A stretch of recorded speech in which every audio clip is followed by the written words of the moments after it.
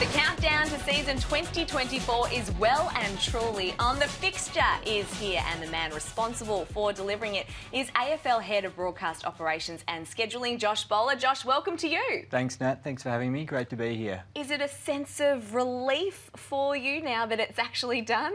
Yeah, it is a bit. It's been a long 14-week process and really happy to have it out there. More just excitement for the fans to be able to get the fixture in their hands and see what the year holds for them. Everyone will be analysing it to the nth degree. Just talk me through the process, because you start back in August, is that right? We do. So it's a combination of discussions with clubs, discussions with other stakeholders such as venues and broadcasters, and then the main part of it is ultimately building the fixture through a software program, and that's where all the magic happens. Well, there is so much to unpack throughout this fixture. March 7, 2024, circle it on your calendar, put it in the diaries, because in 112 days we kick off the season. But Josh, the AFL is doing something a little bit different this time around. We're not starting at round one, we're starting with opening round. Talk me through this, because there's only 4 matches. There is. It's a really exciting new initiative.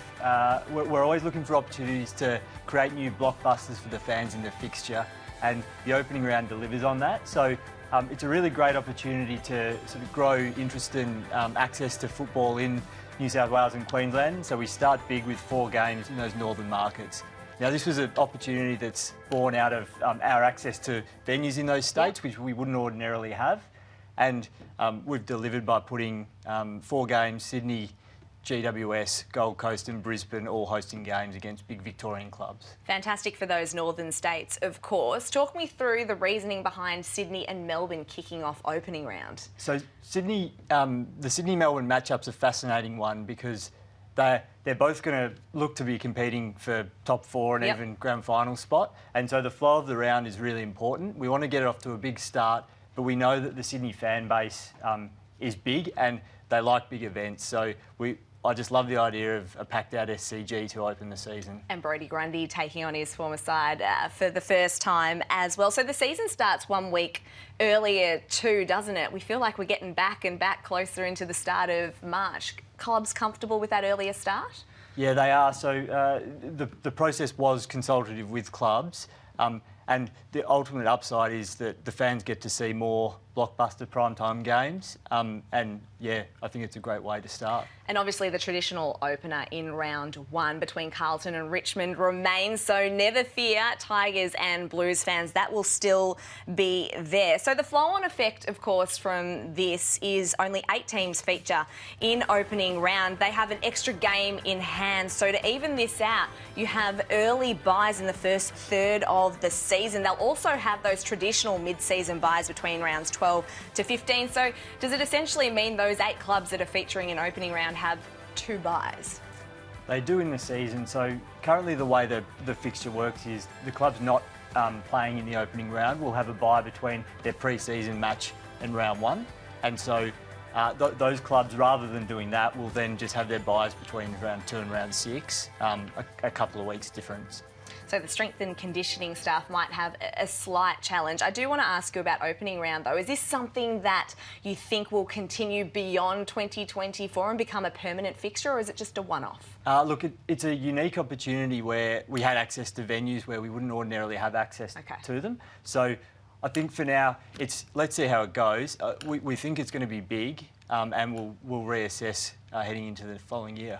Just on those extra bye rounds at the moment, or the 1 extra, I want to use Carlton, say, as an example. They play 2 games within the first 6 days, and then they have a 15-day break before their 3rd game of the season. A season is so often dependent on momentum. Clubs love that. Were there any concerns from the clubs about halting that momentum so early on in the season?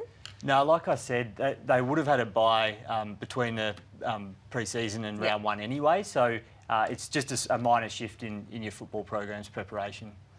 So when it comes to the highly prized prime time Thursday and Friday night time slots, Carlton is the big winner off the back of a season that saw them reach a preliminary final. So they have 3 Thursday night games, Josh, and 5 under Friday night lights in the first 15 rounds, which is one more that they had in 2023 across the same period. Brisbane and Collingwood have 7 marquee time slots. So obviously in the first 15 rounds or so of the season, you're rewarding those clubs that performed well in 2023.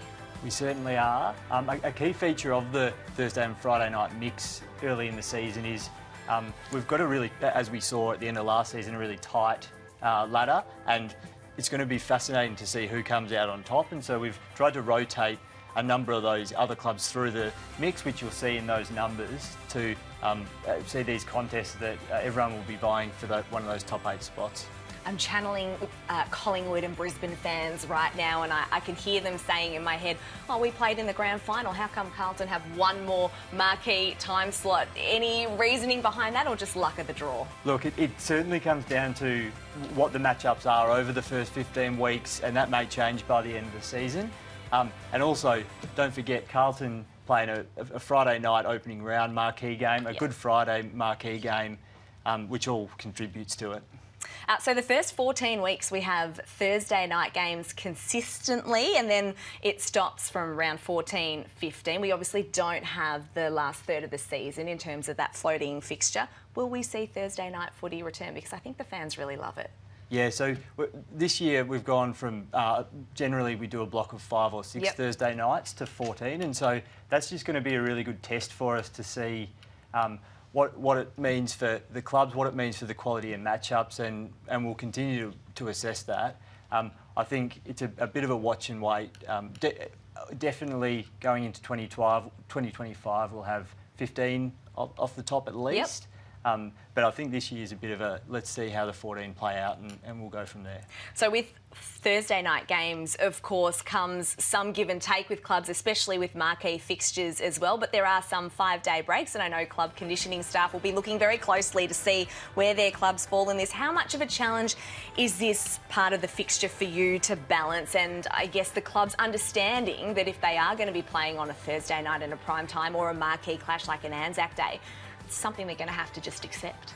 Yeah, so to add the additional Thursday nights into the fixture, we through the CBA process, we adjusted the rules to allow for up to 3 5-day breaks per club, and that was a necessity to be able to run that many concurrent Thursday nights. And so what that has led to is 4 clubs ultimately getting 2 5-day breaks in the first 15 rounds. It is a reality of playing in Thursday and Friday night football, So I want to break down the fixture a little bit more with you, Josh, because we know that every club plays each team once, but then, of course, there are 6 teams that they play twice. The weighted rule is integral in working out who plays who twice. Just take me through what exactly the weighted rule is for someone who doesn't quite understand it. Yes, so each club plays 6 of the other clubs twice throughout the fixture, and so the weighted rule essentially governs who these opponents can be.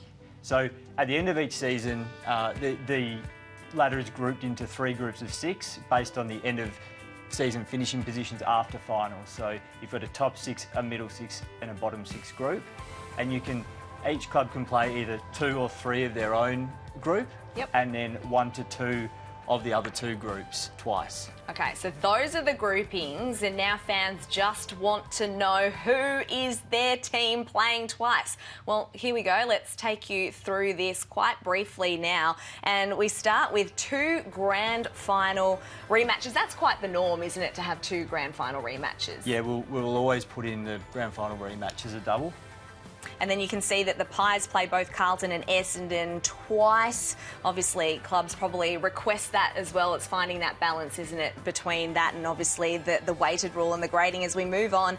Geelong, they won a flag last year. They missed the finals in 2023, but the benefit of finishing in that middle 6 group means they only have to play one top side twice. And Gold Coast, well, Damien Hardwick, the new coach, will be pretty happy to see that they play the 2 bottom sides from that year twice, along with 2 games against his former side in Richmond as we take a look at the final lot of grouping. And the Eagles, well, they struggled this year and they only played 2 of this year's finalists twice in Melbourne and St Kilda. So that is who your club plays twice. We've obviously got Anzac Day Eve, Easter Monday, Good Friday, all of these blockbuster games and marquee games, Josh. But what else are you looking forward to? Because round 8, I had a sneaky look and it's shaping up to be a cracking round of footy. It is, and it's got something for a bit of everyone. We start off with a showdown on the Thursday night, which is the first time we've ever played a showdown on a Thursday night, which is exciting. And that's a game that's grown in significance nationally for people all over the country. And then that leads us into Carlton and Collingwood on the Friday night, which we obviously know how big of a game that is. But then for the Sydney market, the first Sydney Derby, which was obviously watched keenly last year with 2 really close ones. And then to close out, we've got the Q clash on the Sunday night, which is the first time we've ever done this. It's a public holiday in Queensland the following day, so we urge Queenslanders to get behind that match. Love Sunday night footy. Well, Josh, it is so very hard to please absolutely everyone when it comes to the fixture, but congratulations to you and your team for putting together another fixture. When do you start round 16, or you just need a break? Let's see how the games play out over the first little bit, and then we'll look closely at it. Well, have a well-deserved break and a rest for now, and thank you so much for joining us today. No worries. I appreciate your Thanks for having time. me. And as we say goodbye now, here's a little taste of what is to come in season 2024. Finally, the AFL season is upon us. It is opening night. Straight into football folklore. Still alive, Grundy, an opening, which he takes.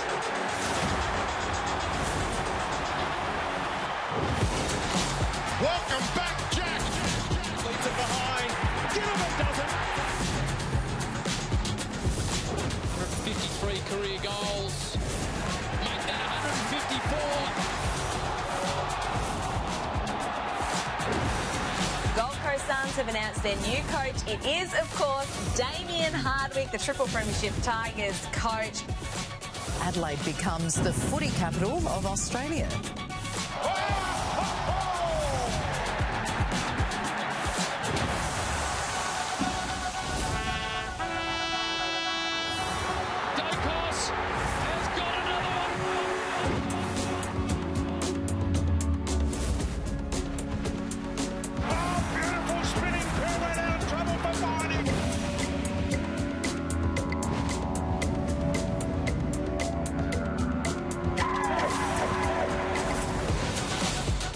The first of the grand final for the Lions.